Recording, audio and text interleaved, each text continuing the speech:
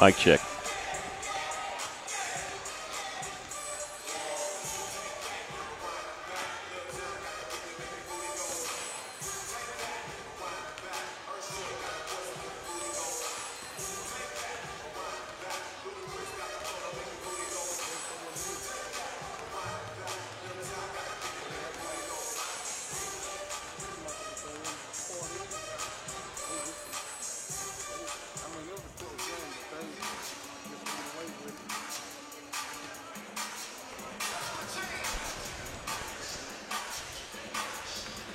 Testing.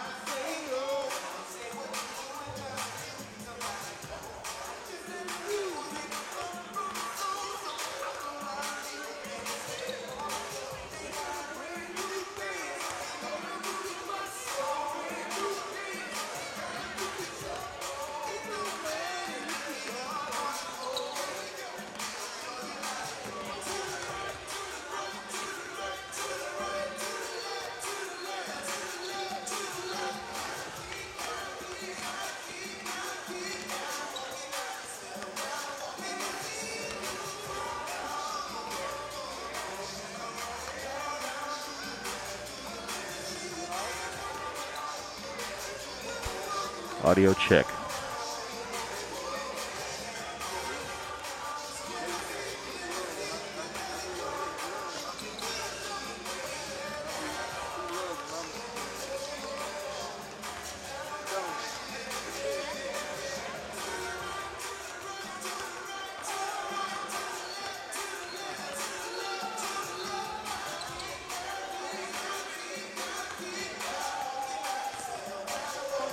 Okay, hopefully we've got everything working. I think we've got the audio working now.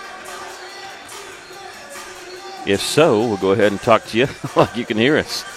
It's the championship game of the Morrilton Invitational is what we can call it. I think it's actually called the Petty Jean Invitational Tournament.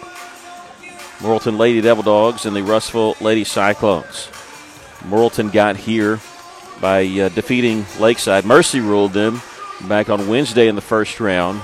And last night, they defeated Bryant 55-50 in the semifinals. The Lady Cyclones, a little bit tougher road. They beat Valley Springs by 10, 47-37. And then yesterday, defeated Sylvan Hills 52-50.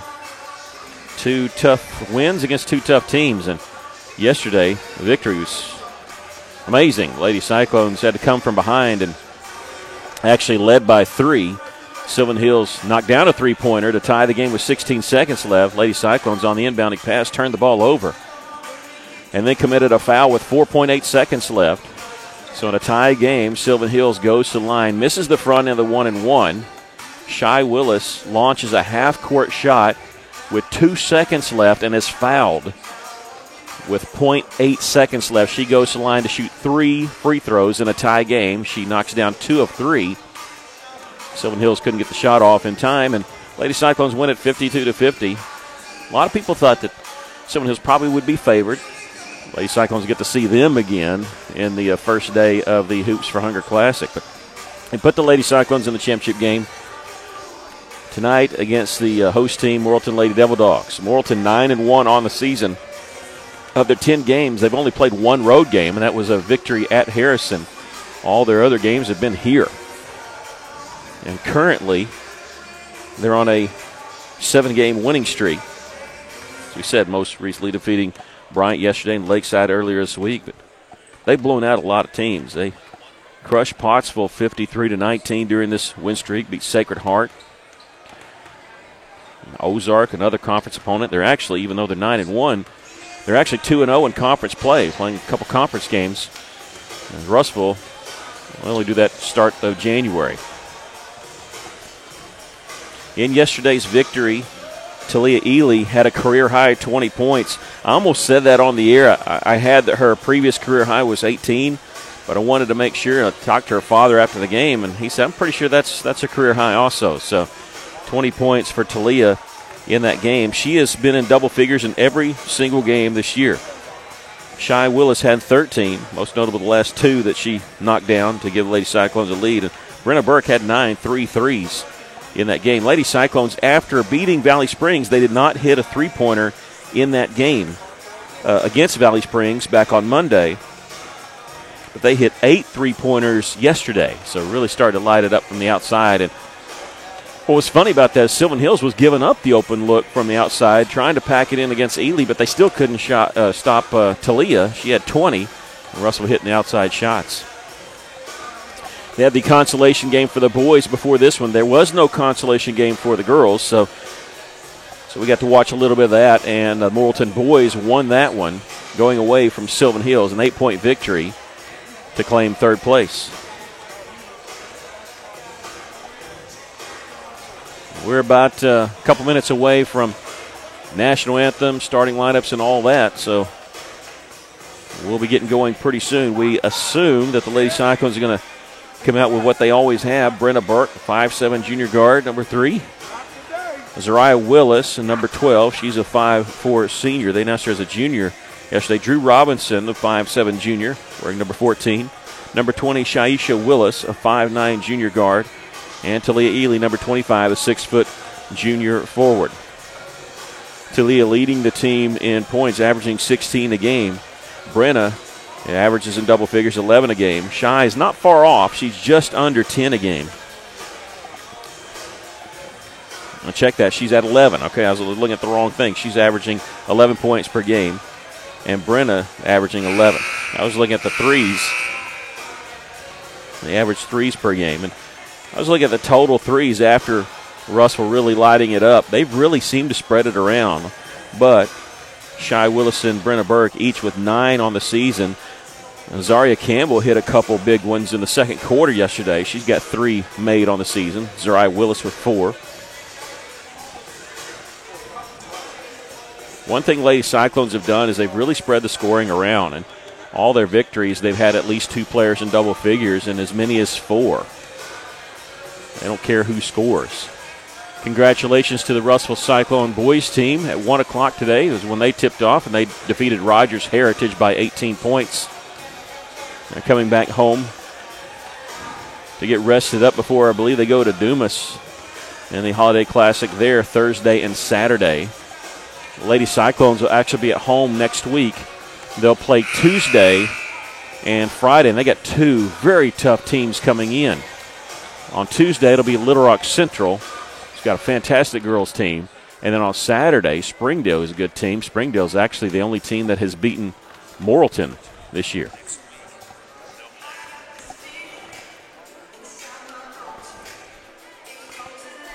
We're going to step aside and let the PA guy take over here in just a moment, get the starting lineups and all that set. And we'll be back for the tip-off.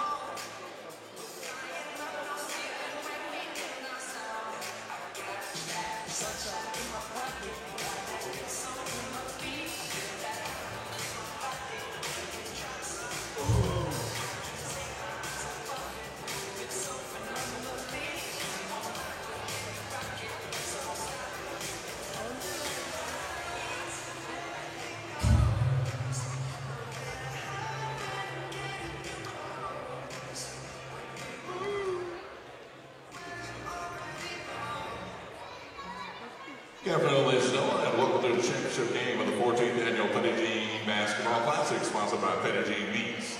At this time, ladies and gentlemen, please rise and join us for a moment of silence.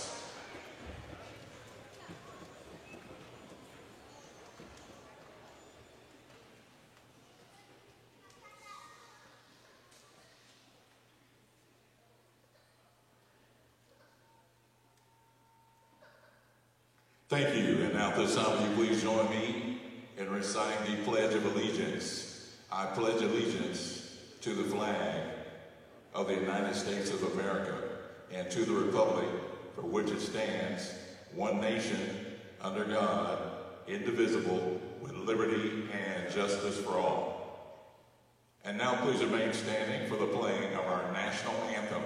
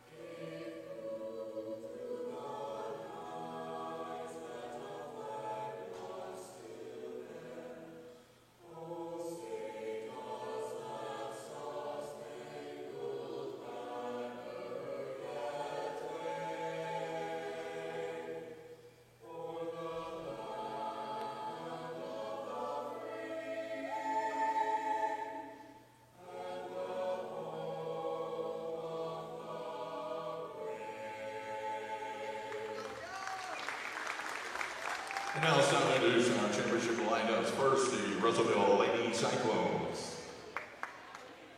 A junior guard, number 3, Brenna Burke. A senior guard, number 12, Zariah Willis.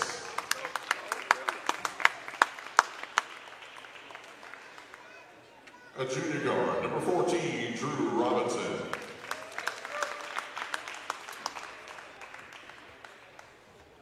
A junior guard, number 20, Shaisha Willis. And a junior post, number 25, Talia Ely.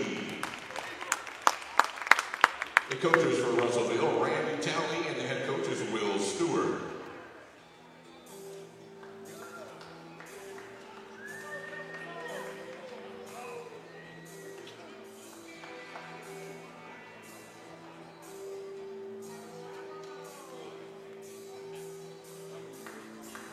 And now, ladies and gentlemen, let's meet your Morrilton Lady Devil Dogs.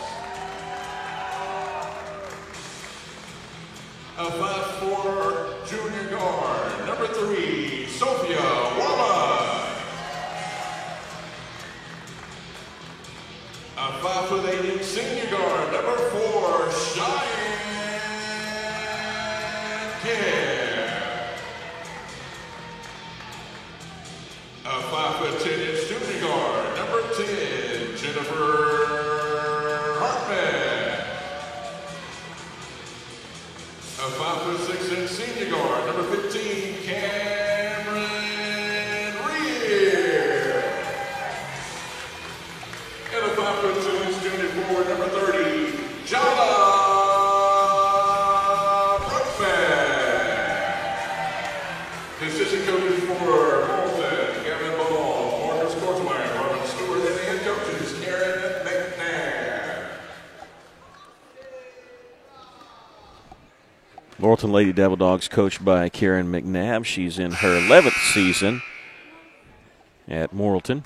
As a head coach, been a head coach at Atkins, even at Arkansas Tech. Of course, going under the name of Karen Pinion back when she played and won back-to-back national championships for the Golden Suns under head coach Joe Foley.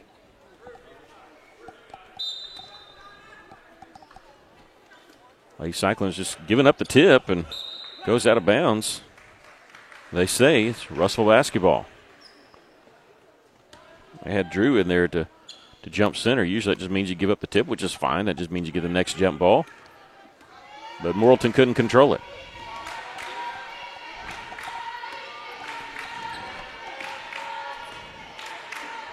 There's Shy Willis at the top. And Morrilton opens in a man-to-man defense. This is Brockman guarding Ely. Ely losing her footing, and Morrilton gets it on the turnover. Brockman shot blocked there by Talia. This is good if they're going to let him play because Russellville not very deep, not as deep as Morrilton. They need the flow of the game going back and forth.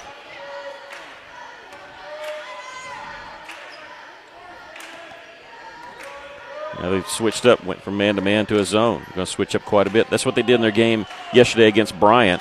Won the game by 5, but they switched, seemed like almost every other time down the floor, they switch up their defense. Here's the interception. Russellville haven't been able to get a shot off. They have 2 turnovers on 2 possessions.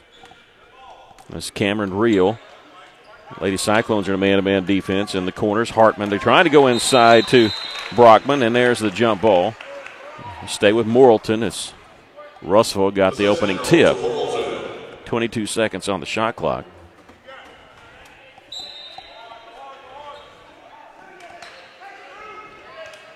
They almost threw that one away. Taking it baseline is Warman, and charge. Offensive foul is going to be called. This will be on Warman, her first. Warman and Kemp, number 4. Number 3 and number 4 were the ones that did most of the damage in the semifinal game against Bryant last night. He really ran this team. And they were geared up to beat the Lady Hornets. And pretty much led the whole game. Got up by double digits a couple times. Ball knocked into the backcourt. It's a free-for-all. It's rolling. Russellville trying to give chase just to make sure they didn't get an easy layup out of it. And they're going to say it's Morrilton basketball.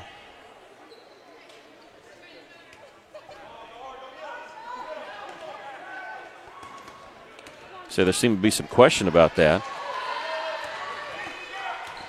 Hartman gives it up. Back to Hartman in the corner. She'll launch the three. This one no good. Rebound Ely for Russellville.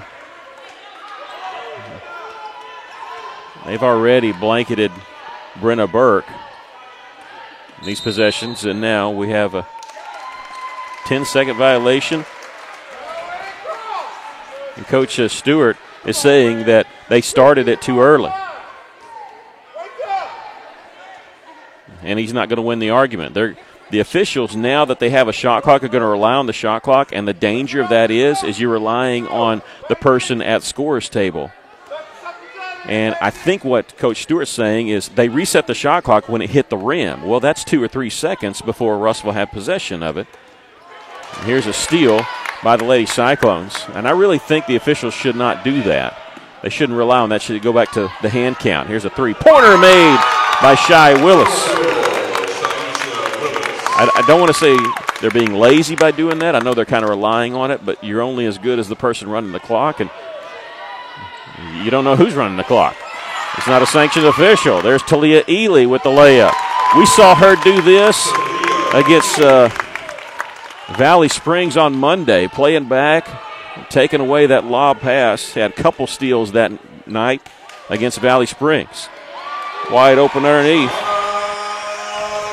Those layups are going to happen from time to time when they beat your press. You're just hoping that you get more turnovers. Russell will give that up if they can get a few turnovers on their side. Here's Willis inside, misses the shot, trying to get a rebound. Keel has it for Morrilton. Here come the Lady Devil Dogs. They're going to go inside to Brockman. Shoots it around Ely. Missed the shot. It was kept alive there by the Lady Devil Dogs. Warman, her shot's good. A little bit shooter's bounce on that one as her shot hit just below the rim but bounced up and through. 4 straight points by the Lady Devil Dogs. If they're going to rely on the shot clock, you better get it quick because it's already down to 26-25, and they get it across. Drew Robinson here to Shai Willis in the corner. Three-pointer, no good. Ely there with perfect position. Up, no good. Gets her own rebound, goes back up. That one's blocked out of bounds, and Russell wants a foul. And Morrilton's trying to say it's off Ely.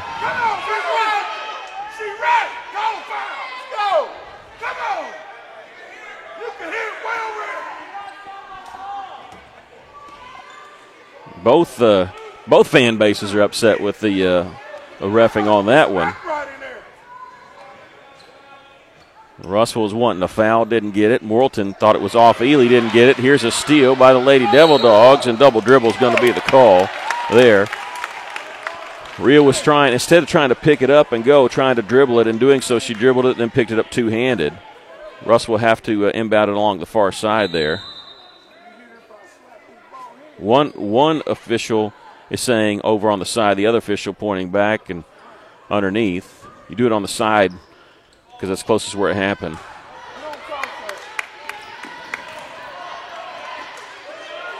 Ball was knocked in the backcourt, picked up by Burke. That's why Russell was able to go over and back there, and there's a foul called on Morrilton. This will be on number 4, Cheyenne Kempen already. At least the fan bases are getting into it. A second team foul, and they called that. I thought they called it on Kemp. No, they called it on Warmond. That's her second. And Brenna at the line here shooting 2. The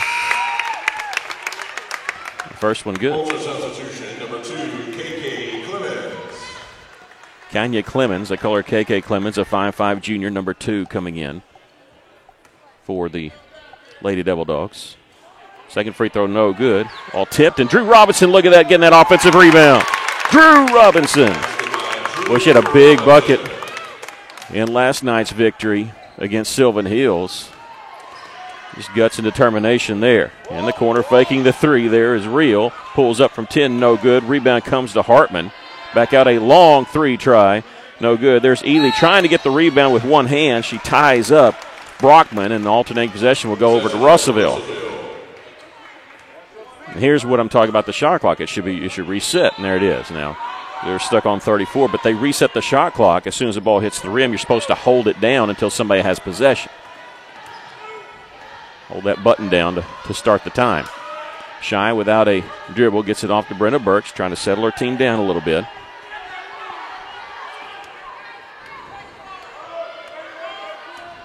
Brenna working against Clemens. Has the ball knocked from behind, out of bounds, and they're going to stay off of Russellville. I don't know how that's, physics-wise, it seems like that couldn't happen. Russell going to apply a little pressure in the backcourt. This is Kemp. Gets the pass ahead, a brief 3-on-2. Baking the three in the corner, Hartman. The runner along the baseline is good. Jennifer Hartman gets the bucket, and Russell's leads down to 2. Ely in the front court. Has the ball knocked from behind, picks it up. Now she'll drive, gives it off to Brenna. She'll launch the 3. This one good. Brenna Burks got 4. Lady Cyclones lead it by 5 here. Ball tipped. Loose ball in the front court. Zariah Willis had it, taken from her. Morrilton with it. Just a sloppy basketball or good defense. You take your pick, maybe a little bit of both, but Russell comes away with it. Order's restored. We get the good guys got the ball right now. Brenna working against Hartman. Different zone look by Morrilton.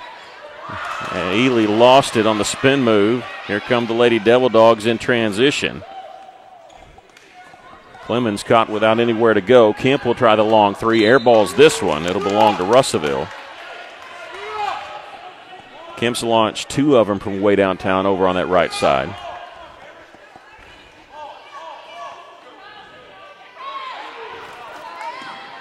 Ely catches it between 2 as a 3-on-1. Talia in the corner. Shy Willis will fake the 3. She'll take it all the way. Layup good. Smart play by Shy. Ely gave it to her in the corner. And she can knock down the 3. She's already done it, but it's a layup is a higher percentage shot. Why not? Now we have a whistle, a foul called on Shy Willis. She's reached around there. Coach Will Stewart said, "You can't do that." She goes, "Yeah, I know. It's my bad." Will Stewart, first-year head coach for Russellville. He's in his 4th season as a head coach. He was at Norfolk 3 years before. Won 80 games there at Norfolk, including the 1A state championship last year. Clemens might have got away with some steps there in the corner there. Real passes on the 3, floating it inside, shot up, no good. The follow is blocked away by Ely, but Morrilton comes away with it. 3-pointer from the corner, it rims out. Morrilton getting a lot of chances here on offense because they just keep crashing the boards there. Jesse Hunt, the 5'10 junior, had a couple of shots or looks from inside. Russell going to come with a couple of substitutions. Zaria Campbell, number 2, the 5'7 junior guard, and also Aaliyah Thomas, 5'8 senior forward, replacing Shy Willis and Ely, who gets a breather. Clemens will have it. Kemp will leave it for Hartman. Left side 3-pointer is good. Sorry, that's Cameron Reel. Burke will give it over to Willis. Ahead to Aaliyah Thomas. Intercepted by Morrilton. Clemens in the front court. We'll leave it now. A long 3 there by Hartman is good. I'm sorry, Rio. I keep calling her Hartman. She knocked down 2 threes. That one from way downtown. Lady Cyclone's 7-point lead is down to 1. Robinson gets it off to Brenna. Drew Robinson, the runner in the lane. That one goes. Drew's got 4. Lady Cyclone's lead is 3 now. Shot clock is turned off. It's turned off on Russell's possession there. Kemp misses the shot. The follow is partially blocked.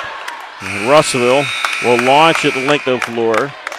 They would have counted it gone, but didn't get close. The Lady Cyclones, after 1 quarter of play, lead it here 15-12.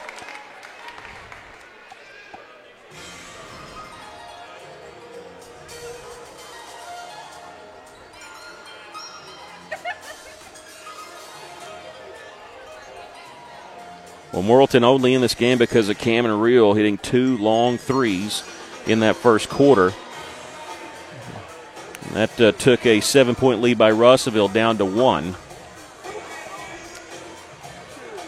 Russellville in that first quarter was led by Shy Willis, who had 5 points. 4 points each for Brenna Burke and Drew Robinson. 2 points for Talia Ely. Ely got to take a breather there, along with Shy Willis. They will start the second quarter. At least it looks like it. Morrilton was led by Reel with those 2 threes. She has 6. Nobody with more than 2 other than her. Championship game of the Morrilton Invitational. Lady Cyclones had to get here by defeating Valley Springs and Sylvan Hills. 2 very tough games. They beat Valley Springs by 10 on Monday. Sylvan Hills yesterday, 52-50. Shy Willis hitting 2 of 3 free throws with 0.8 seconds left to avoid overtime. There's a lot of big plays in that game as Russellville won it by 2 there in the last 2 minutes especially. Morrilton with the basketballs as we start the second quarter. This is Kemp. He's off Hartman. Misses the 3. It goes out of bounds. It'll belong to Russellville.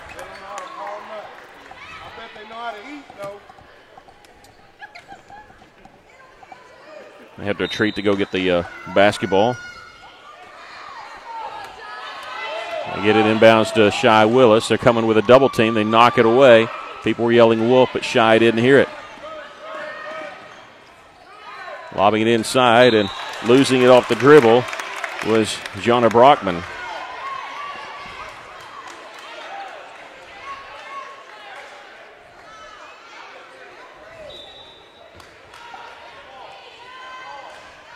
Brenna Burke over to Campbell.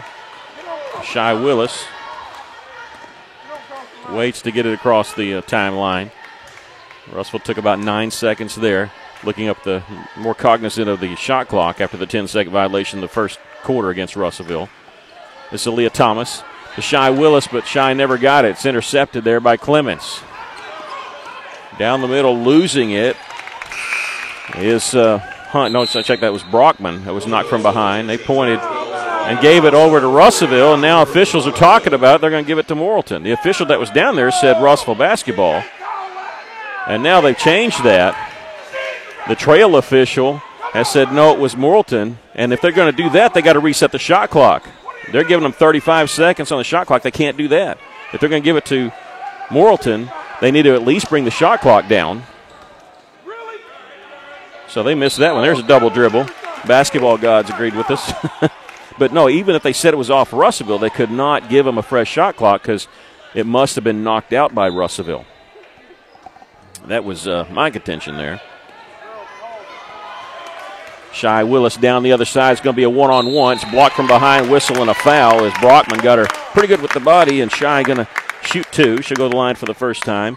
That's going to be the first foul on Brockman. The third team foul on Morrilton. And for Brockman, I'm sure it's like, hey, I'll foul and give up 2 free throws rather than give up the layup. Smart play. Shy Willis' first free throw is good. She's got 6 in the game. Coming into the ball game, 73% from the line.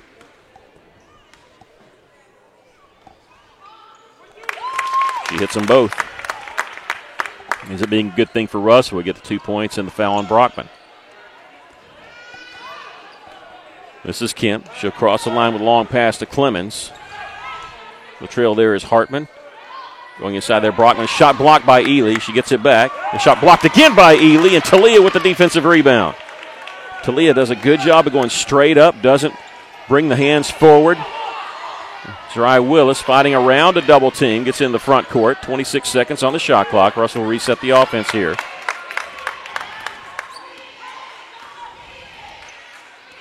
$18 seconds to shoot. Here's Burke. Takes it all the way. Left side. Count it. And she draws the foul. Brenna with the and 1. She gives Russellville a 7-point lead. And the foul's coming on Cameron Reel.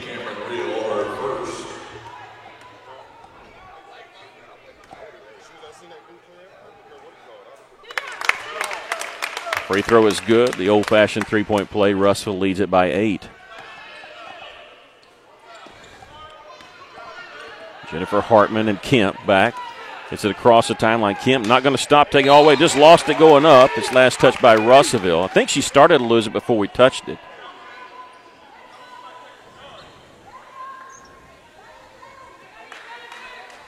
But nobody stopped penetration of the basketball. It's very fortunate for the Lady Cyclones. The bounce pass comes to Kemp. She's closely guarded, gets around Drew Robinson, misses the floater in the lane. Shy Willis will give it up to Brenna, and Burke will bring it across the timeline for Russellville.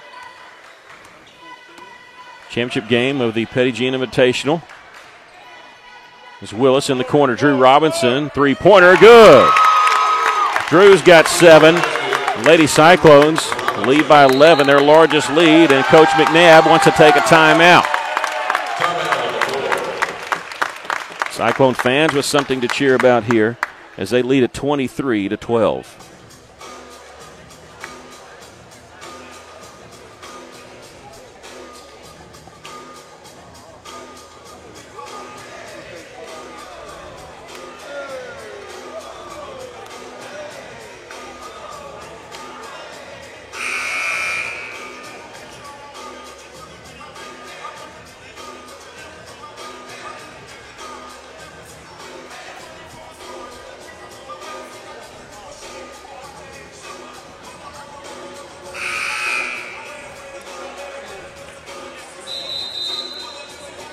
First time out of the game for either team, you get 5. You can take them at any time. And Coach McNabb wanted to stop this little momentum swing by Russellville after the three-pointer made by Drew Robinson.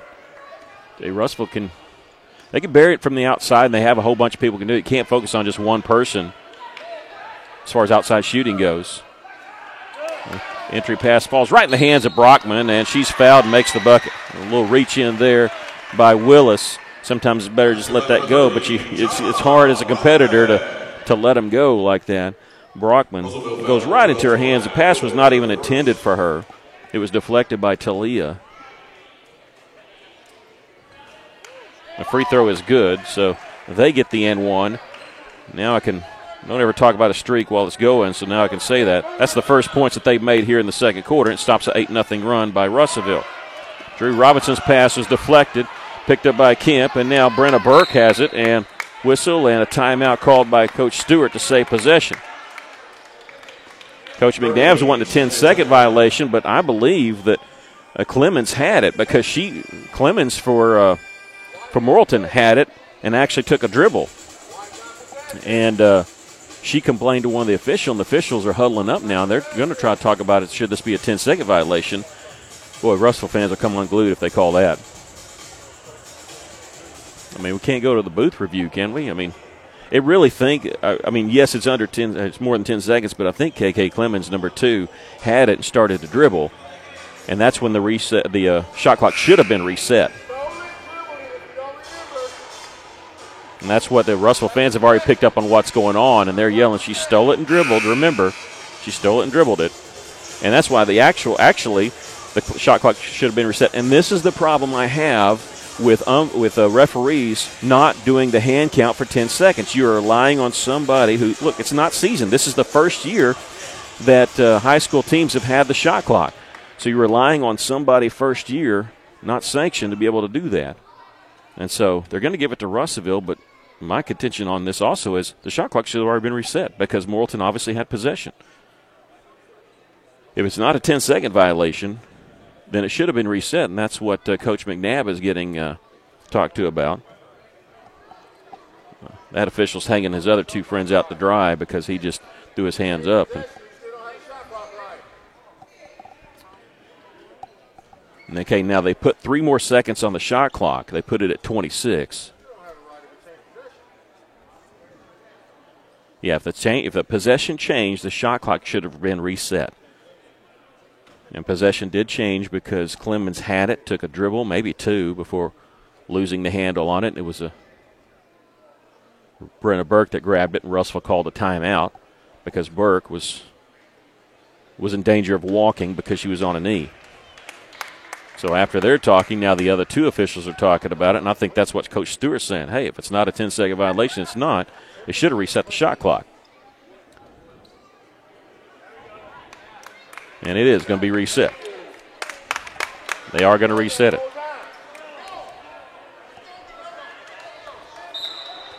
If possession changed, the shot clock has to reset, and it did.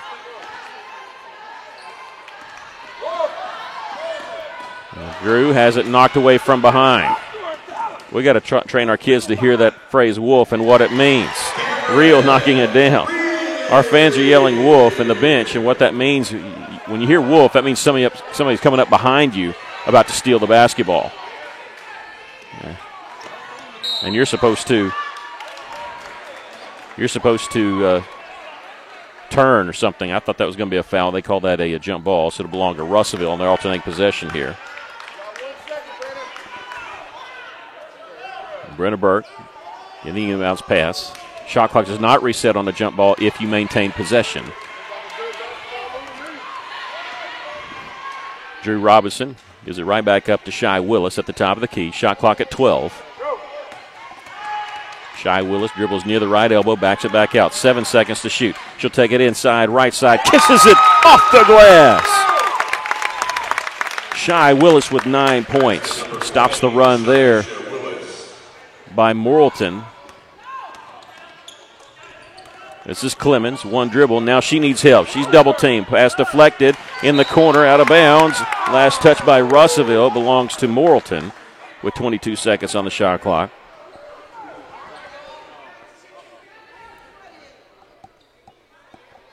Clemens will be the trigger man for Morrilton. Reel has it out on the left side. She can launch a long three. This one in and out. She can knock it down from out there. Her range as soon as she steps in the building. Shy Willis in the corner, giving it inside to Ely. Nice bounce pass underneath from Talia to Drew. Drew gets the bucket. Ely gets the assist. Lady Cyclones up by 10 here. Here's Kemp working against a double team, gets around that. Little floater from the baseline is good. That's Cheyenne Kemp's first basket of the game. Ball deflected out of bounds. Last touch by Russellville. It'll belong to Morrilton along that far side.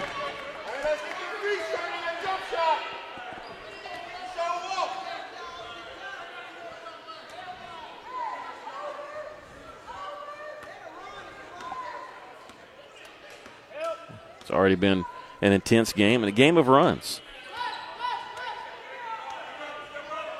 Kemp passes on three. Hartman won't. She'll launch it. No good. Rebound tipped, and Brenna has it. Got to slow it up to get away from pressure, and a reach-in foul is going to be called against Morrilton. This is going to be on number 15, Cameron Reel, her second. That was dangerous. Sometimes you're in transition.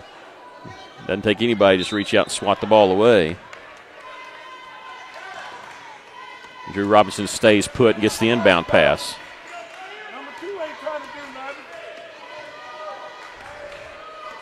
This is Brenna. Shy Willis setting a screen at the top. She'll take it left side. Brenna all the way with the left hand, rolls off the iron. Kemp the rebound. Here comes Morrilton in transition. Kemp all the way. Throws one up, misses it, will be fouled. She'll shoot two here. A third team foul coming on Russellville. This will be on number 14, Drew Robinson, her first.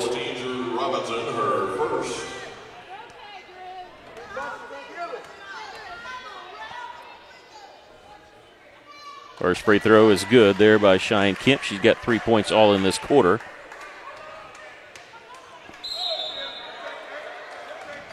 Now lane violation.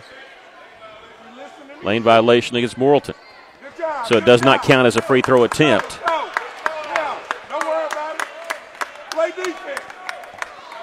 Lane violation called against Morrilton, stepping into the lane when the shooter had the ball before they released it. You can't move as soon as that shooter has the basketball. Brenna Burke gets across the timeline. Morrilton's wanting to foul, but Brenna's not pushing off. She'll go around her man. Shy Willis at the top of the key will launch one. Three-pointer, no good. And now we have a whistle foul called on Drew Robinson.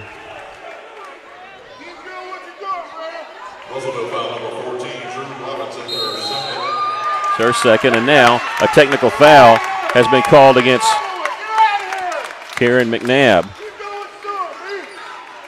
Russell will get 2 shots, plus the ball. It counts as a team foul.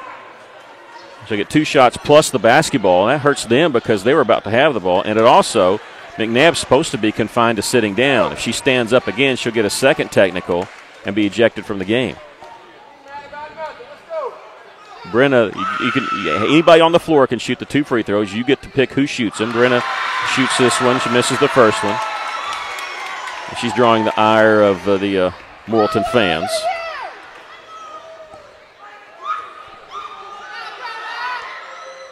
She hits 1 of 2, and Russell gets the basketball. Yeah, Coach McNabb, he knew that was boiling the way it was headed, and now with that technical again, she's not allowed to stand up. Otherwise, it's an automatic technical, and second technical is an ejection from the game. And I think high school rule is you can't that's what they're wanting. They're wanting Brenna Burke, and I think the fans helped call that one. I think the fans helped call this one because they were getting on Brenna about to push off. And that'll be number 1 on Brenna. And I think, look, I really don't like to get on officials, but I think they're being influenced a little bit, or at least that one was, because she did not initiate the contact or get an advantage. Kemp in the lane, 10-footer, won't go. There's Ely with the rebound. She'll get it off to Brenna. We'll see how this one's called here. She's waving everybody down because she doesn't want a chance to double team, or if there is a double team, somebody's going to be open. Zariah Willis on the block, shoots, and they're going to call a travel. That's an incorrect call. You can pick up your pivot foot as long as you pass or shoot it. You can't dribble it once you pick up your pivot foot. She did pick up her pivot foot, but that's fine as long as you shoot or pass. And I'll give props to Ken Canitz. I don't know if he's listening, any friends are watching, but that's who taught me that. Going to throw it in the corner. Passed on the 3, shot too hard off the backboard, ball being tipped around, almost like hot potato there. Drew Robinson's going to get it, falling down, but her don't want to waste a timeout. They're going to call a jump ball. Russell doesn't want to spend a timeout. They spent 1 there, and you want to save some, especially in a close game, for later. And so the alternating possession will go back over to Morrilton. Inbounding it will be Clemens, number 2. Taken by Kemp in the lane, and she hits this one. Missed that one earlier on the previous time down, hits this one. She's got 5 points here in the second quarter. Drew Robinson will give it up to Brenna Burke. Back to Drew in the front court. It's tipped out of bounds. Last touch by Morrilton.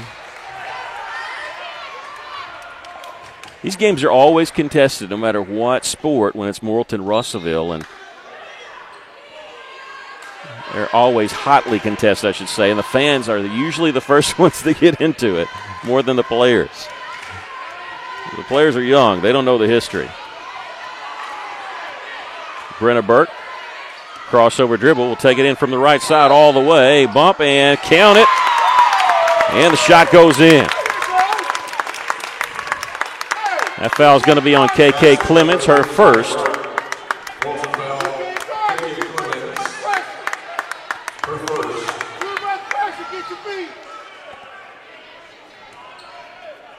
And Clemens playing close. She drew that offensive foul last time against Burke. Free throw is no good. But Brenna beat her off the dribble, got on her hip, and that usually means an easy layup or a foul, sometimes both, and that's what happened there. You get that defender on your hip. It's usually good things for you. Hartman gives it to Clemens in the corner. Misses everything on the three-pointer, but chased down in the corner there. 18 seconds on the shot clock. Didn't hit the rim, so it doesn't reset, and Clemens turns it over. Tried to go bounce pass down low, not a bad idea, but threw it at the feet of Brockman. It's got to hit halfway between there. Shot clock's turned off here with 25 seconds left to go in the first half. Russell can play for one shot if they get it across the timeline in time. They've had one 10-second violation. They get it across now in 18 seconds. We'll see how Morrilton wants to handle this. If they back off, Russell probably wants to play for one shot here. Brenna Burke going to launch a long three. Nothing but net for Brenna. And we've come to the end of the first half. Lady Cyclones matching their largest lead of the first half here with that three-pointer by Brenna Burke. And Russellville leads it here at the half, 33-22. We're going to just step away for just a moment to do some totaling for points and fouls and all that. I come back, give you the stats, and also tell you what's on tap this coming week for the boys and girls teams. They're still going different directions. And then the following week, they finally start playing at the same place. We'll step aside here as Russellville leads it at the half, 33-22.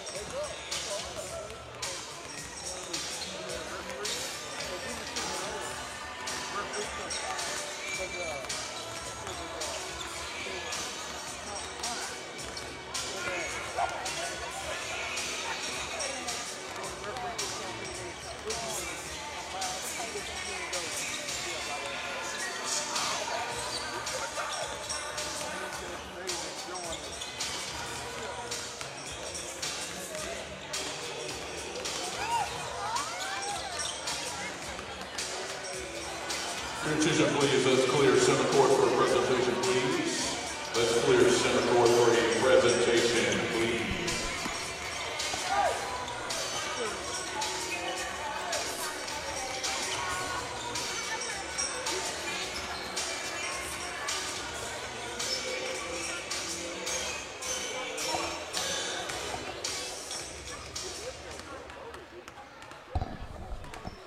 All right, we're here at halftime. The Lady Cyclones leading at 33-22. Russellville led by 3 at the end of the first quarter. They started the second quarter on an 8-0 run, and then Morrilton came right back. But Russellville 2 different times led by 11 in that second quarter. And here, of course, at the end there, with that three-pointer by Brenna Burke, leading by 11 at the half.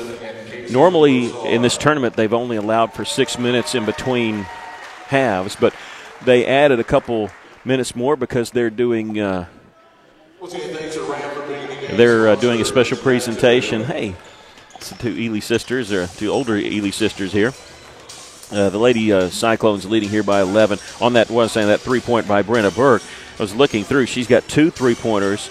Shy Willis has 1, and Drew Robinson has 1. Big 3-pointer for her in that first half. Lady Cyclones are led by Burke in that first half with 13 points.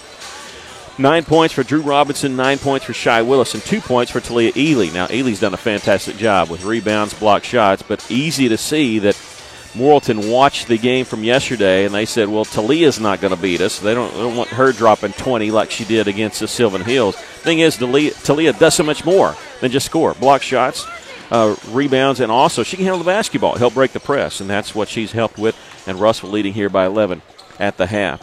For Morrilton, they were led by Cameron Reel. She had 8 points, a couple of threes in the first quarter, but 8 points overall. 5 points for Cheyenne Kemp. She scored all those in the second quarter. 5 points for Brockman, And let's see, 2 points each for Warman and Hartman, and that's been the scoring for Morrilton.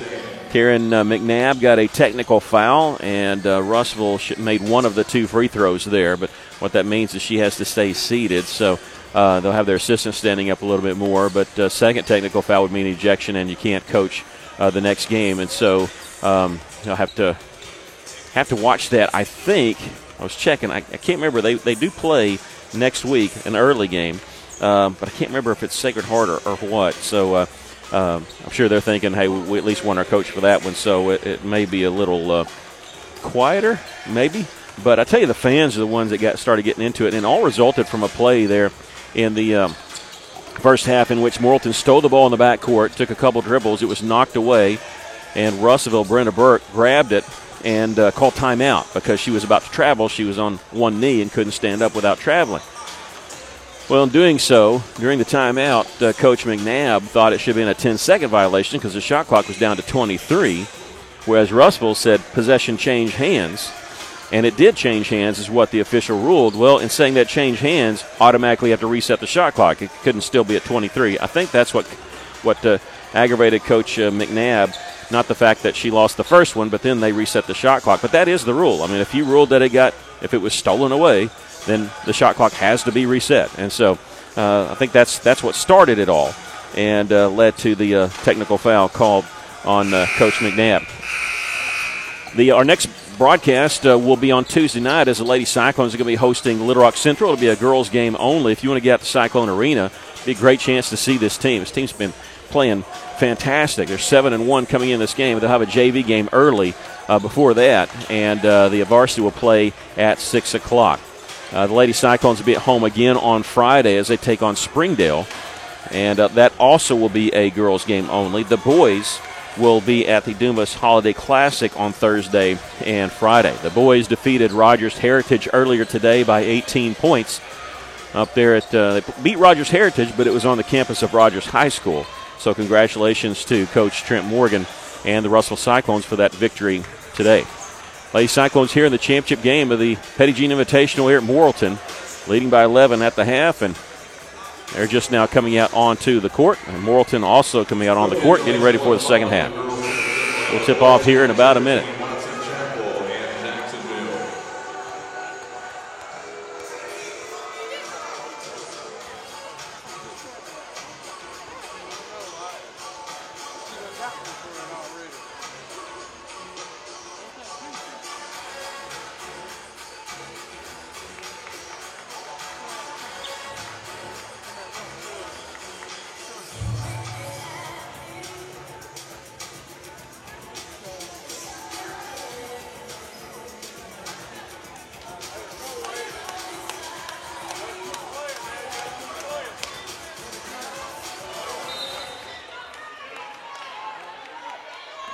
Okay, they stopped the clock early and started us, and we were still kind of getting ready.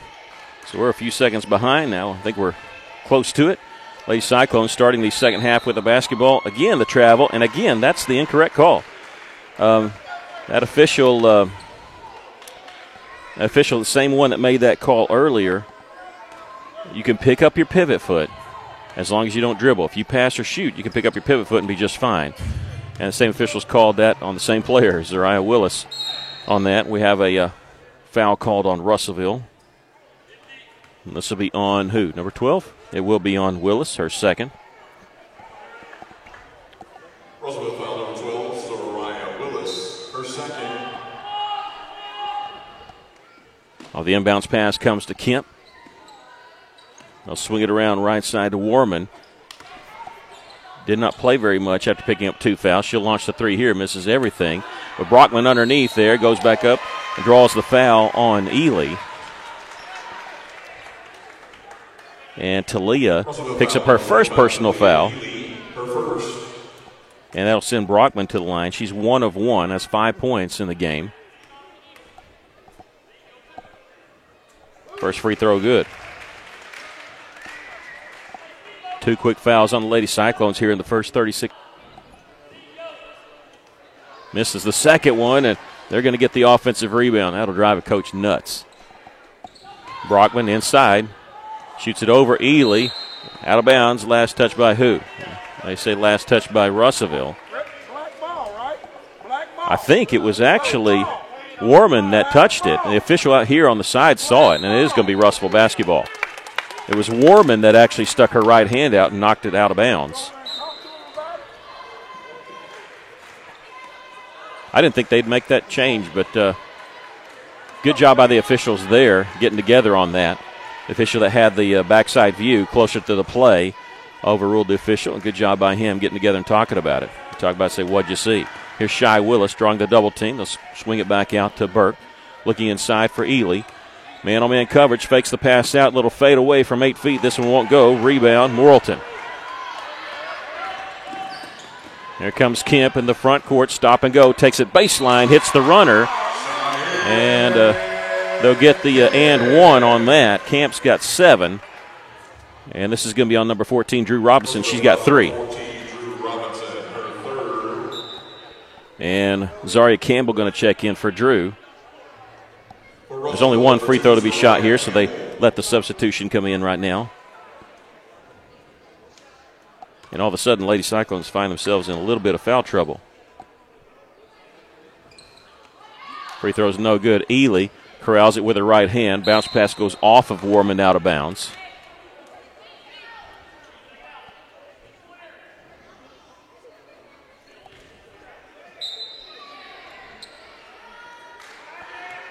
Willis in the backcourt for Russellville. Burke back to Willis. Across to Burke. Russell beats the 10-second count. 20 seconds on the shot clock.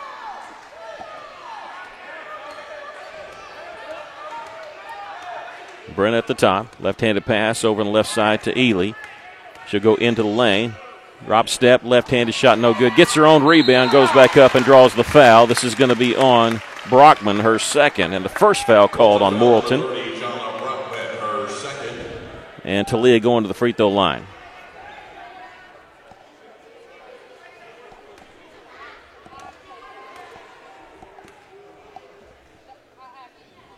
First free throw by Talia is good.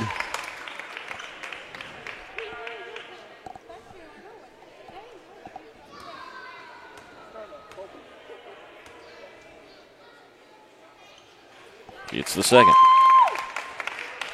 2 of 2. Lady Cyclones back up by double digits. 4 points for Talia. And Kemp. Lady Cyclones cut off that time. She's done such a great job of, great job of driving the basket, and Brenna hit from behind. That's going to be a foul on Morrilton, but let's make sure everybody's okay. Brenna and Brockman. The foul's going to be on Brockman, who crashed into the back of Brenna, not on purpose. Brockman just going for the basketball. That's number 3 on her, and she'll come out. I don't know if she's coming out foul-wise or she's kind of holding her lower back. Either way, going to get checked out, I'm sure. Clemens, number 2, in. So they'll switch around how they're going to play it. Campbell in the front court, splitting a double team. Whistle, foul called. This will be on Warman, her 3rd. And with Warman in foul trouble, I'm kind of surprised they're using her to trap. Because, sometimes you get a steal, but sometimes you get the foul called. And surprising a little bit on that. Brenna backing it out a little bit. You got time. They go to the high post and Ely. Faking the pass now in the corner. Here's Willis. She fakes an open 3, drives to the basket, just over the front of the iron. Zaria Willis' first basket. The Lady Cyclones with their largest lead of the game. Lady Cyclones trying to make the steal. It's not a double dribble, and let's see, a 10-second violation? No. The foul call, that should be a 10-second violation. They're going to get a foul called on Brenna Burke. Hey, if they're going off of the shot clock, that's 10 seconds. They call the foul on Brenna, and that'll be her second, the team's 4th. And again, you set that precedent when you're looking at the shot clock only, and you kind of get handcuffed there, and then it looks like you're lying about it, saying, hey, we're going off of that. That's another reason why I think officials should go back to the 10-second. Kemp with it, backing it back out, 17 seconds to shoot. guarded by Shy Willis. She'll drive inside. Shot partially blocked there by Campbell. She's trying to draw contact. Campbell gets it falling down, and Burke with it. Double teamed in the corner, needs some help. Had it, lost it, got back up. Let's see what the call is. A timeout called by Russellville. Coach Will Stewart. You know, you hate to use a timeout there, but you almost feel like you have to because it was almost a certain turnover when you're in the corner there. When you're in the corner without a double team, and especially when you go to one knee to grab the basketball, you got to save possession there, and that's what Coach Stewart did, calling that timeout. Kemp drove in, trying to draw contact. A lot of times, though, if you're an offensive player out of control, you're not going to get that call. And Zaria Campbell was defending her, giving ground, and got the block shot without even leaving her feet.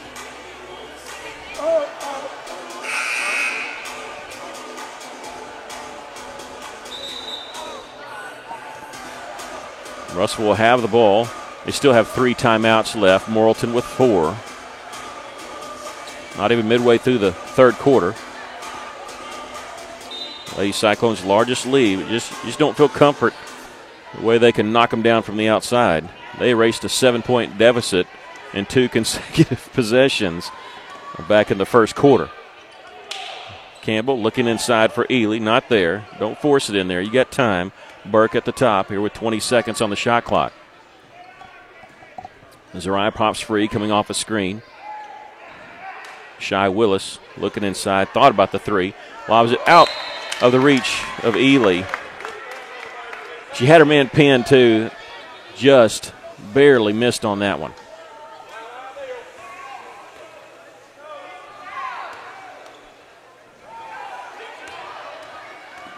Kemp in the front court, turns back when she sees the double team, takes it all the way, beating man, and Russellville thought they had done a good job of stopping her when she beats her man. That time she took it all the way for the layup. Brennan needs some help, gives it over to Willis. She'll bring it across the timeline. Hands it off to Burke. Sees the double team, somebody's open. It was Willis, but they intercept it before it gets to her. Kemp has her pocket picked there by Talia. Talia ahead to Zariah Willis. Going to be an easy layup for Willis. How about that? Quick hands from Ely. Post players aren't supposed to be like that, be able to do that. But Talia can. Russell back up by 12. Now kick it out for the open 3. I tell you, Clemens was open and was looking to pass it away. Got away with a travel there. There's a 3-pointer. Missed that one. Campbell with the rebound. Jump ball is going to be called. It'll belong to Morrilton. Clemens had about an open 8-10 footer, and she kicked it back out for the 3. Drew Robinson going to come in for Campbell. Drew's got to be careful. She's got 3 fouls.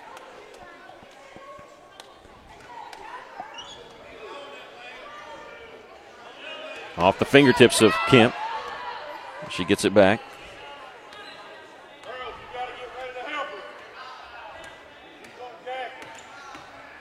Step back.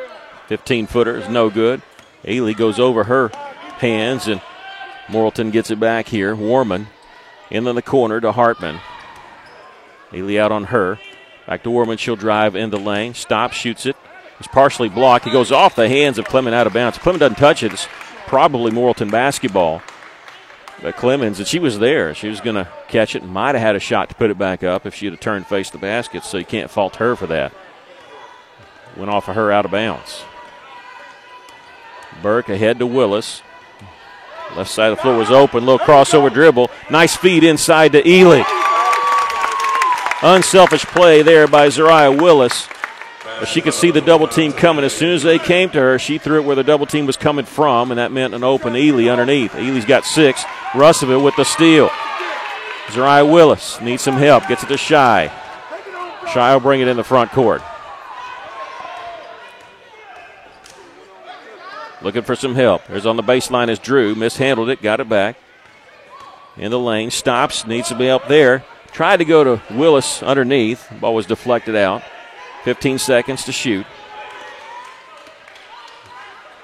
Now at 10 seconds. Hopefully you see at the top of your screen. Shy Willis on the right side with 5 seconds. Drew goes inside to Ely. Ely's going to be fouled underneath. That's got to kill Morrilton there because they play great defense for 33 seconds and they commit the foul. That's going to be Hartman's first, the 14th foul on Morrilton. Ely was going to have to go quick to get that shot off in time. Nice feed off the inbounds pass to Willis. Burke with the assist. And Willis has 6 points all here in the third quarter.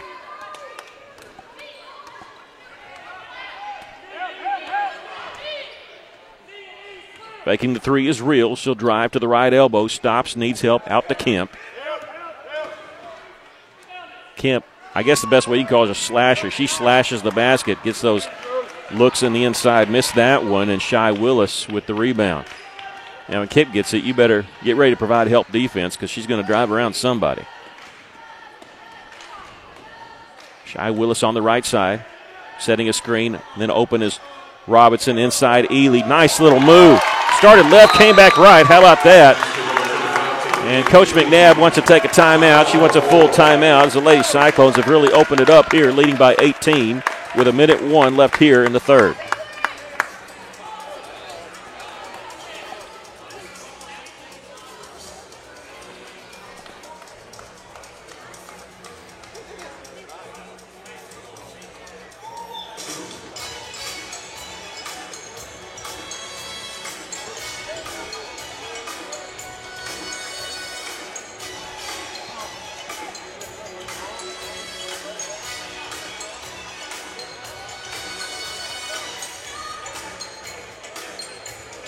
Well, it's been a team effort here in this third quarter, but Willis and Ely each with 6 points and other people feeding them the basketball. Drew Robinson there with that last one. And Ely starting right, coming back left, turning towards the middle. No help defense there as they've had to play other people with Burke lighting him up for 13 points in that first half. And Russell's opened up an 18-point lead starting off here in the third quarter, outscoring Morrilton 12-5.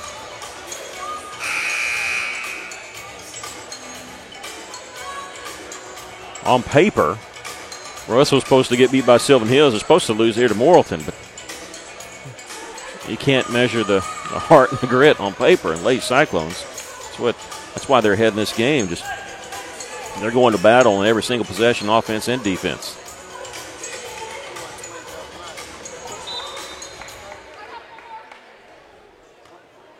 Kemp will bring it up the floor for Morrilton. Morrilton and Russell each with 3 timeouts left as we're closing out the third quarter. They set a screen for Kemp, and blocking foul is going to be called on Willis. She thought she had taken the charge there, and that's going to be number 3 on Willis, and Russell now in foul trouble. They got Willis and Robinson each with 3. Burke's got 2. I don't know. I think that was a good no call if they just let it go.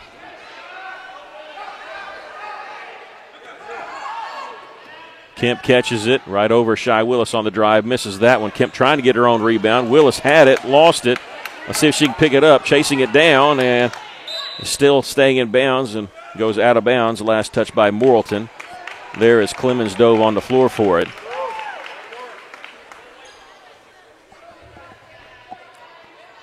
Shot clock at 29, so 11-second differential. 9-second differential.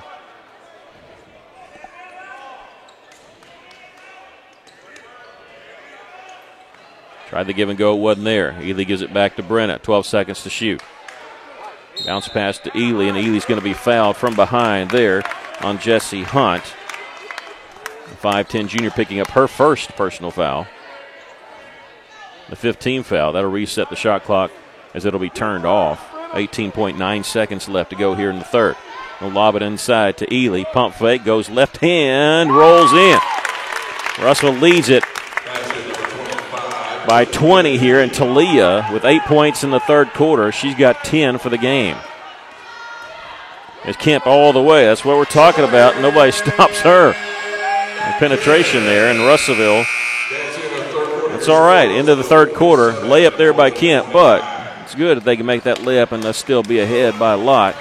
And Russell's leading here by 18. And wanting to say that Talia keeping that string going of scoring in double figures in all of her games so far this year, and she does it there with that last left-handed layup there as she has 10 for this game. Russellville leading 47-29. Still led by Brenna Burke, who did not score in the third quarter, but she has 13. 10 points for Ely, 9 each for Shy Willis and Drew Robinson. And Zariah Willis with 6 points there in the third quarter, really helping Russellville also build up that lead. Cheyenne Kemp with 11 points for Morrilton. She's the only player in double figures. And she carried them. She had 6 of their 7 points in that quarter. Russellville going to have to manage some foul trouble. Morrilton also has a little bit, but not their main scorers. Brockman with 3 and Warman with 3. Kemp, who's been their leading scorer today, doesn't have any fouls right now. It'll be Lady Cyclone basketball as we start the fourth quarter. Congratulations once again to the Cyclone boys. They defeated Rogers Heritage up in Northwest Arkansas by 18 today. They're headed back home. They may be home by now.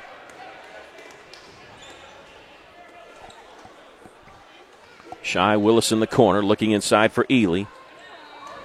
They clear out her backside, but she'll kick it back out to Burke. And now whistle, a hand check foul called on Clemens. Clemens got faked out, and again, riding the hip there and reaching in and trying to slow the player up. Picks up her second personal foul, the 16th foul. One more, and it'll put Russellville in the 1-1. Nice feed off the inbounds pass. Oh, the shot rolls off the iron. Did everything you need to do, and the shot just didn't go through.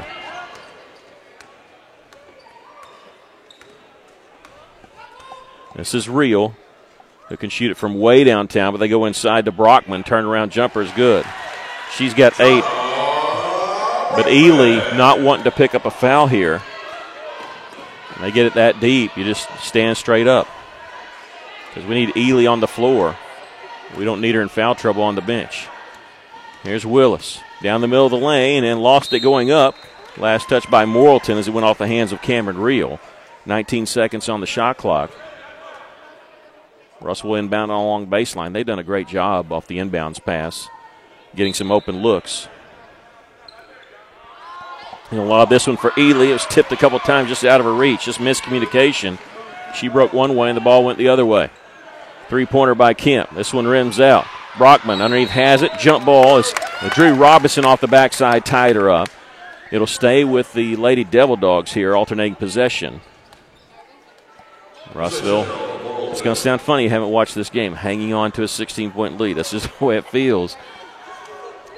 Right now, you just don't ever feel safe. Kemp, floater over Ely. Missed that one, gets her own rebound. Step back, shot partially blocked from behind. They're going to get a foul called. And let's see if this is going to be on Talia. 2 officials whistled it. They're checking to make sure it is going to be on Talia, her second. The 16th foul, but this will be a shooting foul for Kemp, who's 1 of 2 from the free throw line. Has 11 points, leading them. First free throw is good. She's now 2 of 3. Leads down to 15. 47-32. Russell's not scored yet here in the fourth quarter. Had a couple looks, though. Second one goes in. Kemp now with 13. Russellville led by as many as 20. It's down 47-33 right now. And it's taken away there by Kemp. Kemp open from the right side, stops on the block shot, no good. Rebound Willis, gives it off to Burke before she hit the floor. Smart play there by Zariah Willis. Willis gets it back. They got to go quick. Get it across the timeline, they do. In transition, 3-on-3. Shy Willis, three-pointer, no good. There's Ely wide open underneath for her to follow. Talia with 12, running the floor. What a play there by Willis, by Burke. Zariah Willis saving that, and then a smart play as she's falling down. Got the pass over to Burke to avoid the traveling violation call. Cross-court pass is going to be caught by Kemp. Crossover dribble into lane. Stops just inside the free throw line. Clangs off the side of the iron. And now whistle foul on the rebound as Ely's going to be fouled there by Hunt. And that'll be her second. And that's the 7th team foul. And we'll walk it to the other end as Talia will shoot the 1-and-1.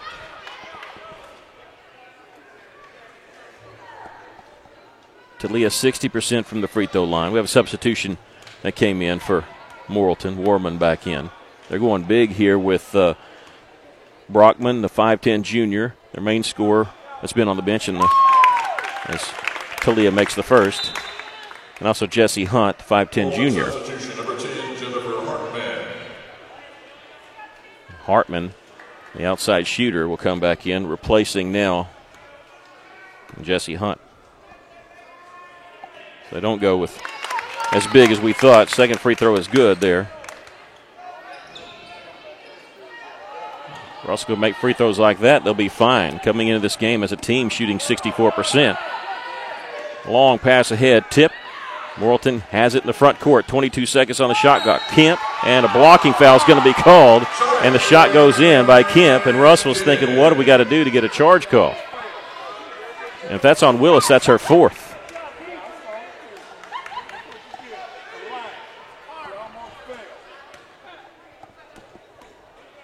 Russell trying to set up to take the charge on her. The free throw's no good. Brockman there with the follow, and she's fouled. This is going to be on Ely, and she's got 3. So Ely's got 3. Robinson's got 3. Zariah Willis with 4.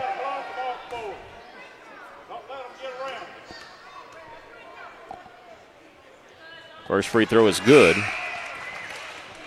Roosevelt substitution number 2, Zariah Campbell. And Willis is going to have to sit down with 4 fouls. Zaria Campbell will check in for her.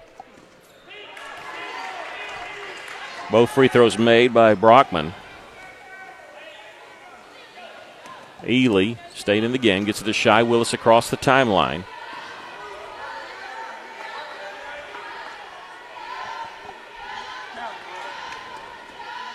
Brenna Burke with it. 19 seconds on the shot clock. Here's Shy Willis. Will take it right side. Backdoor cut's not there by Drew Robinson. Back out. Campbell. She steps in, gets it to Ely. Her defender fell down, takes it in left side, misses the shot. Ely getting the rebound, hitting hard. The back of her head hit hard on the court. It's a jump ball call. It'll belong to the Lady Cyclones. Ely seems to be all right. Lady Cyclones leading by 14. Here with 5:07 left. Shot clock at 34 as that hit the rim.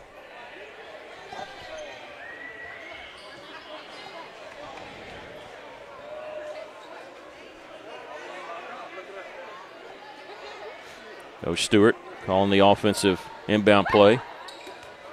Ely gives it right back to Brenna. In the lane, little floater rolls in there. Brenna's first points of the second half. She's got 15 for the game. Long pass intercepted by Talia.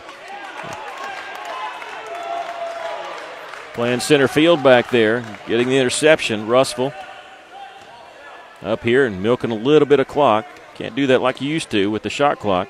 Shot clock's instituted for every high school in Arkansas now this year. Brenna Burke will use the screen. Little pick and roll, but can't throw it over the top of the double team. She retreats to get it back. 10 seconds to shoot.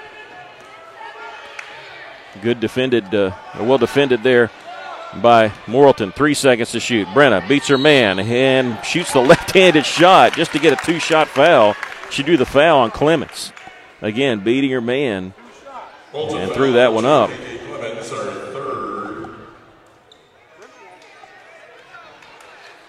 Brenna with 15. She is 2 of 5 from the free throw line tonight. The 8th team foul on Morrilton. Clemens, not a starter, but she's been brought in to help play defense. First free throw is good.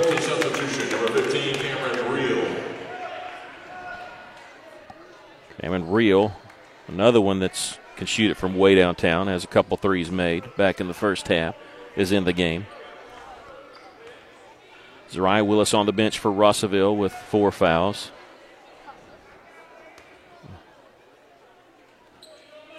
Second free throw is good. Drew and Ely in the game, each with 3.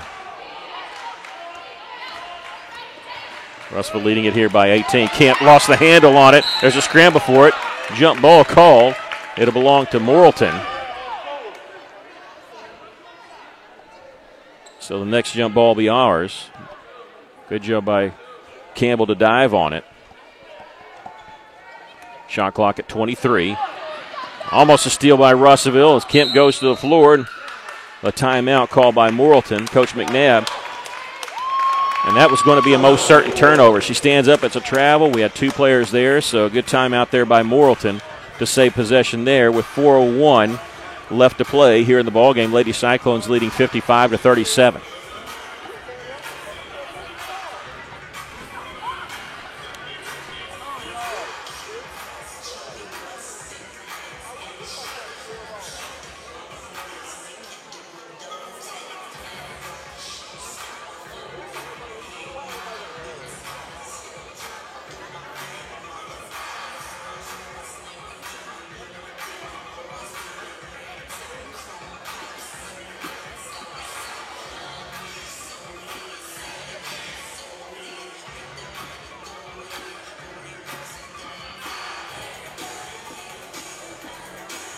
$17 points in the game for Brenna Burke. Ely in double figures with 14. Shy Willis and Drew Robinson each with 9. They've had to battle through some foul trouble.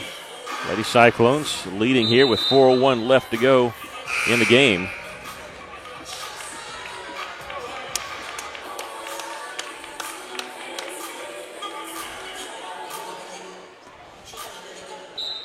Morrilton calling timeout there. Mishandled 2 different times with a jump ball in that one, so the shot clock already down below 15 right now.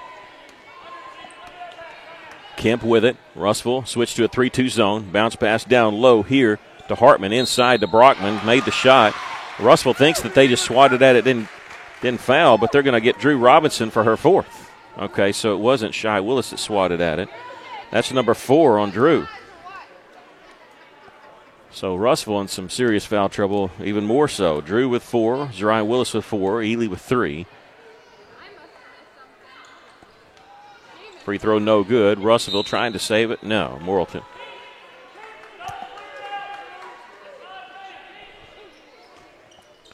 .344 left.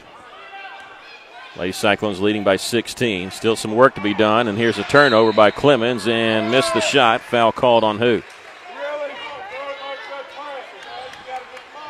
It's going to be the 10th team foul. It's a shooting foul anyway. This is going to be on Brenna Burke, and she's got 3. Russellville foul number 3, Brenna Burke. Her 3rd.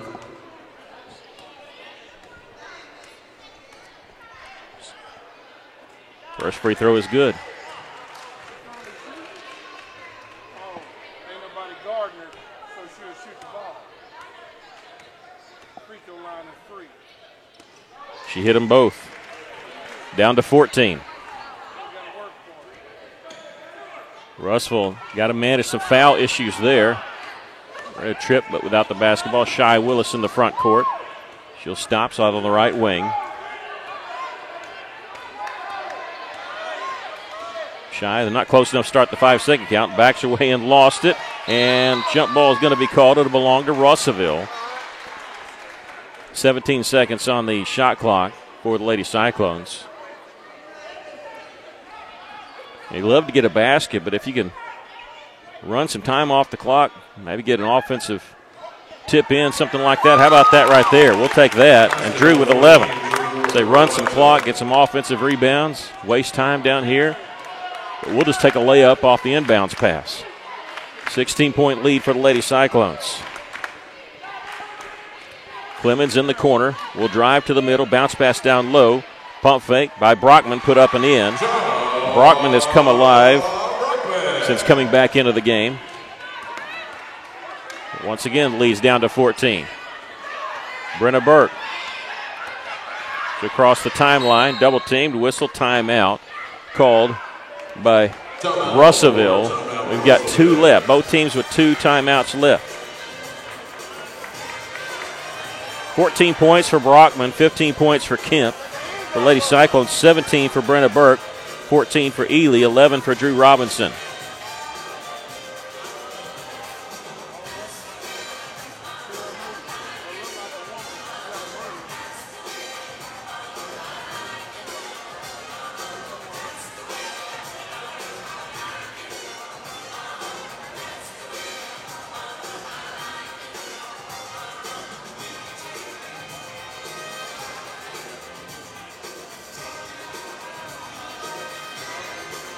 Russell going to protect the ball and going to hit some free throws. That's what it's going to take to win this game. The next foul called on Morrilton will be a 1-and-1, and then we get the double bonus. Russell in some foul trouble with Drew Robinson and Jariah Willis with 4. Talia Ely and Brenna Burke with 3. Morrilton, they have 2 players with 3, but nobody with 4. 3 players with 3, sorry. Brockman for them has 3. And their other leading scorer, Kemp, does not have any.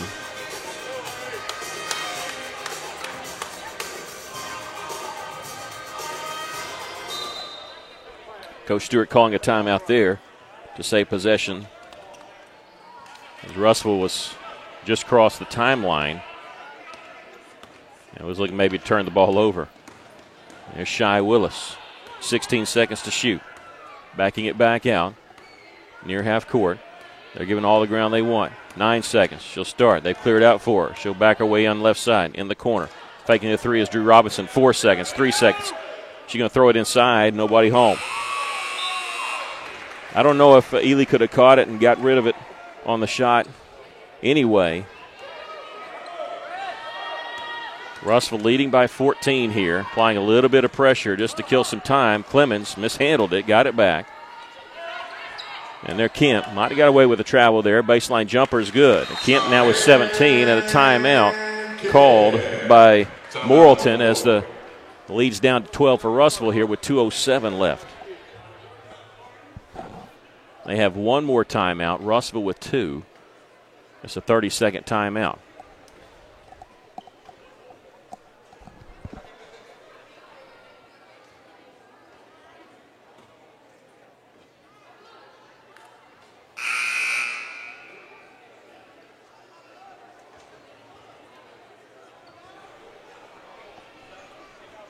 (57-45). The Lady Cyclones have led almost the entire game. They led at the half by 11 when Brenna Burke knocked down a 3 to put us up by 11. They outscored Morrilton 12-5 in the third quarter. Having to weather the storm a little bit here, though. Morrilton with one more timeout left. Russell with 2.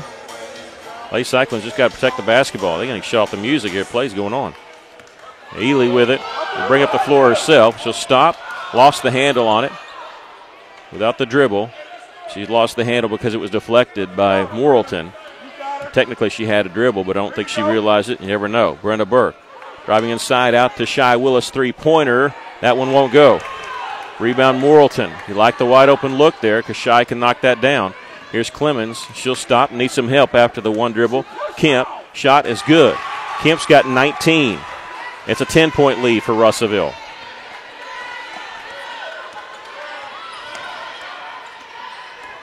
Here's Burke in the front court. She'll stop at the top of the key and back it out.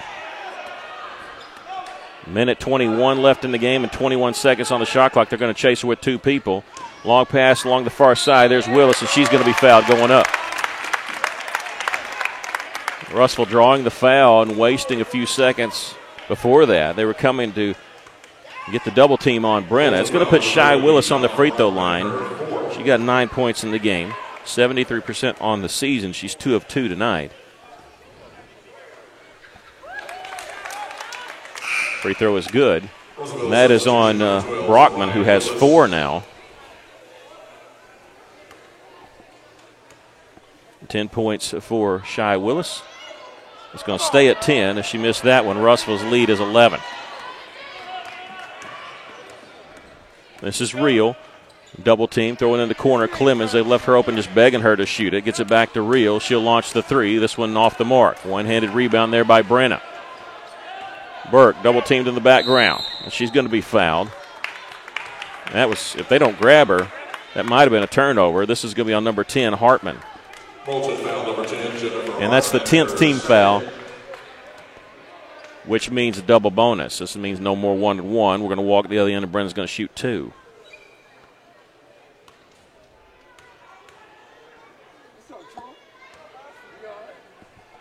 4 of 7 from the line. Make it 5 of 8 as she hits this one. 18 points for Brenna. She had 18 against Rogers this year. Her career high is 26 last year against Greenbrier. This one goes in and out. So Lady Cyclones up by 12 here in the final minute. Kemp taking it coast to coast. I tell you what, that's been their best play. Let Kemp go coast to coast. She got 21 points. She didn't score in the first quarter at all. Only had 5 points at halftime. She's got 7 made field goals from 15 feet in. And Russell's just had no answer for that.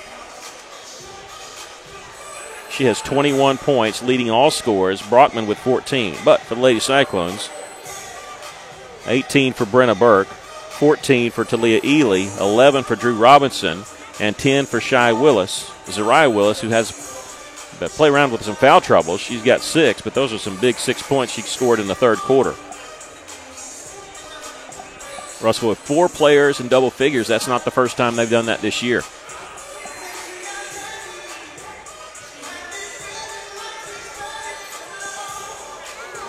That was the last timeout taken by Coach McNabb. Russell has 2. We'll see Coach Will Stewart, Russellville, 7-1 on the season. Morrilton, 9-1 on the season. The Lady Devil Dogs on currently a 7-game winning streak. They beat Pottsville, Sacred Heart, Rogers, Ozark, Lakeside, not Sylvan Hills, but DeBryant, all in this winning streak. Russell trying to put an end to that and also win the championship here of the Petit Jean Invitational. Run the baseline, and Brenna's pushed down by Clemens. And that should be number 4 on Clemens, and Brenna's slow to get up.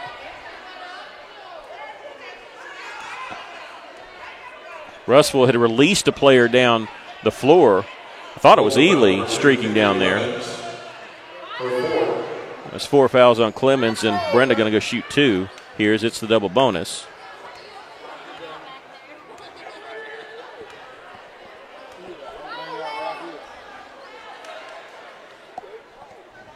Now, if you're going to foul, that's smart. Foul quick before the ball gets thrown in or where just 1 second runs off the clock. Free throw is good by Brenna. Morrilton substitution number 30, John Berkman. I think we'll watch the first quarter. I want to see it done at least. If I can see it done, I'm gone.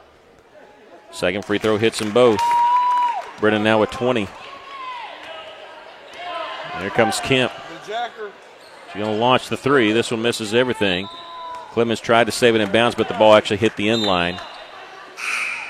Found something Kemp hasn't been good at tonight. She's been good at everything else with 21 points, but did not knock down the 3 there. 38.9 seconds left. Drew Robinson. Russell takes off with 4 and comes back. Good play design there to get the inbounds pass. Burke running some time off the clock. Pass ahead to Drew Robinson in the front court. She's going to be bumped there at half court with 30.5 left. And Drew's going to go shoot 2. That on Cameron Reel, her 3rd.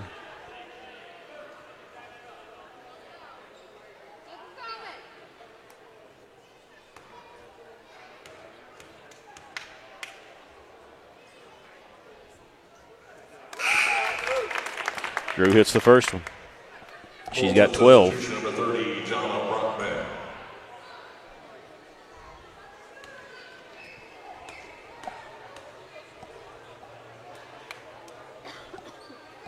She hits them both. 13 points.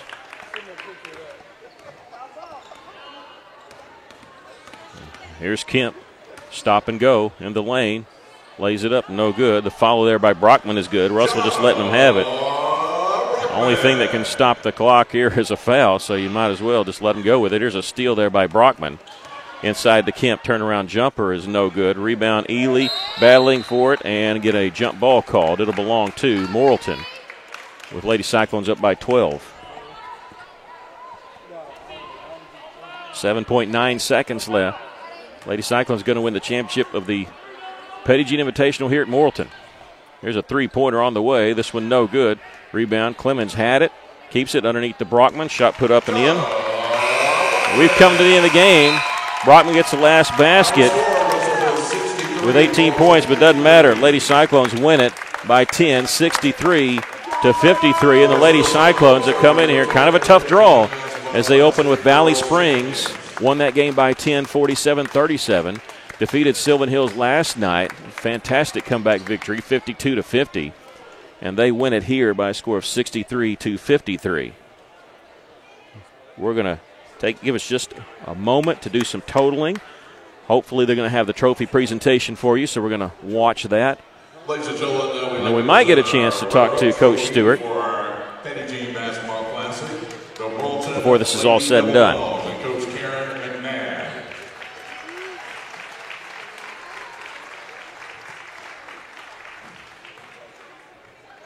And now, ladies and gentlemen, Athletic Director Trent Tipton will present the championship trophy for the Petit Jean Classic to the Russellville Cyclones and Coach Will Stewart. Congratulations to the Cyclones. How about a nice round of applause for both squads? Coming here for our boys championship between Watson Chapel and Jacksonville.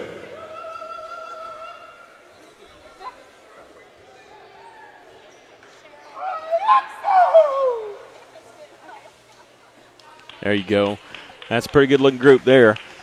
One thing they are, they're champions of the Petit Jean Invitational here at Morrilton, going 3-0 in the tournament, defeating Morrilton 63-53 and stopping their 7-game winning streak, handing Morrilton only their second loss of the season. Lady Cyclones moved to 8-1 here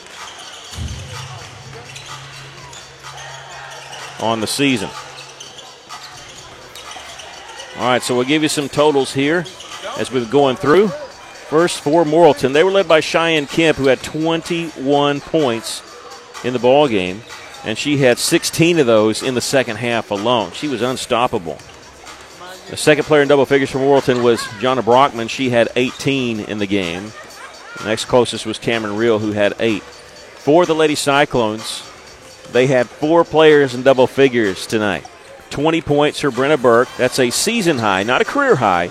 She had 18 against Rogers earlier this year, and her career high is 26 last year against Greenbrier. But she gets 20 points tonight and really did the damage in the first half and then at the free throw line. Brenna, 13 points in that first half, and then when we needed her, she was 8 of 12 from the free throw line in the ball game. Lady Cyclones as a team was 17 of 22. So, as I said, I mean, that's a difference in the game right there. But Brenda Burke with 20. 14 points for Talia Ely. Only had 2 points at the half as they were geared up to shut her down at first half. She opened it up in the third and fourth quarter. Also did a good job from the line. A perfect 4 of 4 from the free throw line. 13 points for Drew Robinson. She had 9 in the first half. 2 of 2 from the free throw line. 10 points for Shy Willis. She was the 4th Lady Cyclone in double figures and 3 of 4 from the free throw line. I'm saying this because Lady Cyclones made free throws in that second half, especially in the fourth quarter.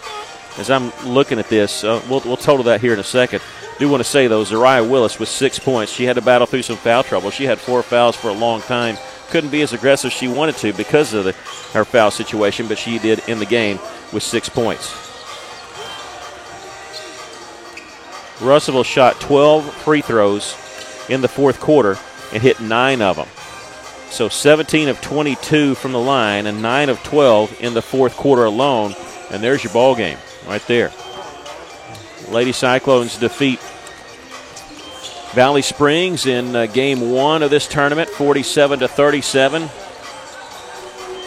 And in game 2, last night, defeated Sylvan Hills, actually yesterday afternoon, should say. Sylvan Hills, Shy Willis hitting 2 free throws to give the Lady Cyclones a victory with 0.8 seconds left, 52-50. And then against all odds here, against the hometown team, they defeat Morrilton by a score of 63-53. We're hanging on just a minute to see if we get Coach Stewart. Not sure if we're going to get him. It's tough to do it on the road because we're not down on the floor and all that, so I get it if we're not able to, but it's going to hang on for one more minute to see if we can. I do want to say to you that the Lady Cyclones moved to 8-1 on the season, and their next broadcast will be their next game will be Tuesday against Little Rock Central when they host them at Cyclone Arena. I want to get the times for you. The Lady Cyclones will tip off with varsity at 6 o'clock. They'll play a JV game before that. I think the JV game is supposed to be like 4:30, 5 o'clock, and then the varsity girls at 6. They'll play another home game on Friday against Springdale. Springdale, the only other team to beat this Morrilton team. That's 2 tough games next week, Little Rock Central and Springdale. They're playing up a classification. Russellville is playing 2 6A teams. I do want to send congratulations again to the boys as they defeated Rogers Heritage here by 18 tonight, or earlier today, at the Arvest Hoop Fest tournament there in Rogers. They will be in action Thursday and Friday, the Dumas Holiday Classic. You can always check our Facebook page, Cyclone Booth, for when we'll be broadcasting and also links and all that stuff. We do want to tell you that the Lady Cyclone game on Tuesday at Cyclone Arena will be broadcast. We'll be on the air right around 6 o'clock here on this YouTube channel and to bring you that ball game. Well, I think Coach is taking care of the trophy, take care of some players, so we'll send him our thanks and pass along here. You want to? It's up to you. Okay, wait a minute. So everybody hang tight because Coach Stewart said, you want me to come up? And I always do. So I'm going to try to maneuver some things around to get him to talk. We have not been able to visit with him on any of these games because, again, it's really tough to get him. And he actually came up last night, and we were unable to get to him. I'll see if I can turn this. Can look at Coach Stewart when he comes. There we go. So, and get it set with him. So, Coach, I'm going to put the camera on you. I'm going to put the camera on you so everybody can look at you. So, there we go. There we go. Can you hear me all right? So, yeah, there we go. Okay, first of all, congratulations on the tournament. You guys had to play through some foul trouble tonight. So. Yes, yeah, we did. Drew got in some early there and had to sit for a little bit, and then Big Z got, her fourth, and I tried to hold her out as long as I could, but then, we got down that 2-minute mark. Get her back in. So okay, so I want to ask you about both games because you had a quick turnaround, which is, that's you guys have been used to that with the Hot Springs tournament, but you battled 2 teams where on paper a lot of people looking at probably would have been that would put y'all as the underdog in both games. Yeah. When I watched, when I was watching them play, especially last night, Morrilton and Bryan, I'm sitting there thinking, dang, they're good teams. Yeah. So coming in, these girls battle. I will put them up against anybody. Yeah. They just don't give up, and they listen, and they can play. Yeah. They're very talented. So, Coach, this is at least the second game where we've had 4 players in double figures.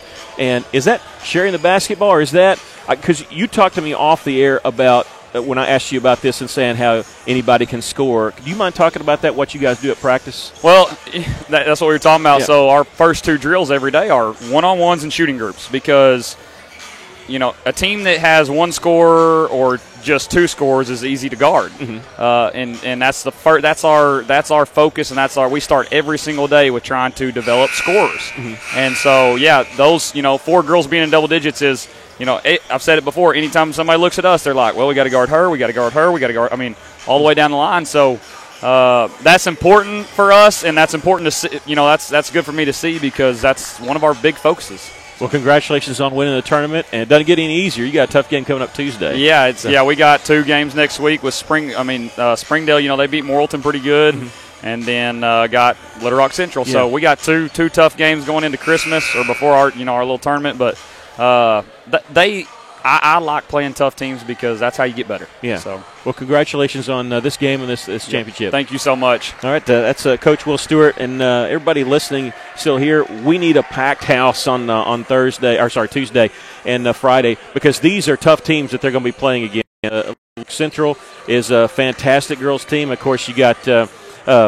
You got to Springdale after that. So everybody come out on Tuesday, support these Lady Cyclones, champions of the Petty Jean Invitational Tournament here at Morrilton. Once again, it was Brenna Burke with 20 points, Talia Ely with 14, Drew Robinson with 13, and Shy Willis with 10, and Zariah Willis with 6. Lady Cyclones winning all 3 games that they had here in the tournament. They are champions, defeating the hometown Morrilton Lady Devil Dogs by a score of 63-53. Thank you so much for joining us here on the Cyclone Booth YouTube.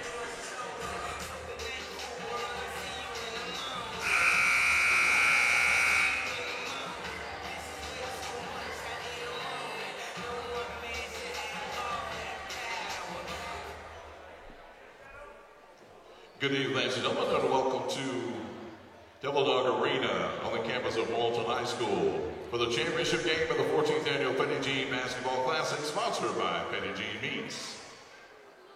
Our 2 finalists Watson Chapel, and Jacksonville High School. Time to meet our starters.